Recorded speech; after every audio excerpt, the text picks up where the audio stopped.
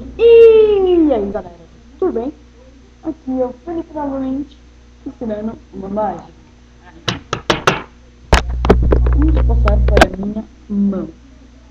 Aqui está meu baralho. Ó, sem eu ver, vocês vão pegar essa carta. Estão vendo? Eu não. Vou pôr ela aqui primeiro. E agora, tá aqui. Tá vendo? Aí eu vou embaralhar. Tá bom. Razoável. Você vê como eu mudei. Sua carta não é essa. Sua carta era essa? Não? Certeza? Que ela não era essa?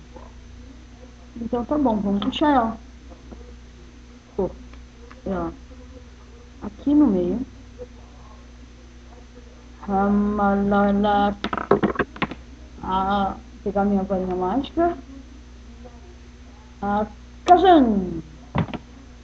Agora eu vou transferir. A carta era essa? Oh! E agora eu vou ensinar como faz essa mágica. Então, é fácil. É só pegar o baralho. Tá, escolha uma carta. Você vai pegar essa daqui. Um rei de ouro, eu acho. Aí eu vou falar. Põe aqui. Aí eu vou pegar com o meu polegar, vou pressionar, e com meus 4 dedos de trás eu vou pressionar a última carta. Vou pegar e vou começar a embaralhar.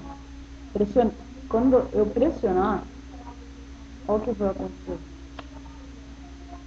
Essas duas cartas vão se juntar novamente. Agora percebam bem. Eu vou fazer assim.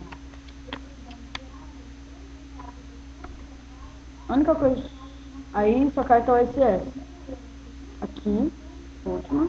Aqui tá o rei. Agora eu vou ensinar realmente, então.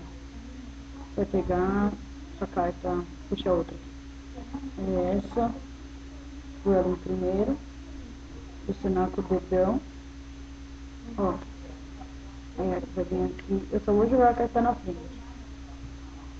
Joguei. Aí, vai pegar e falar assim, essa carta era essa? Não. Certeza?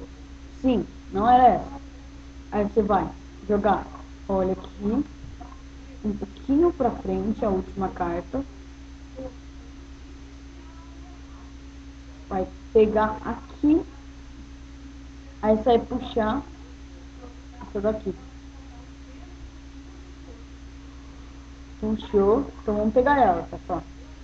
Aí você vai puxar e vai pôr ela aqui no meio.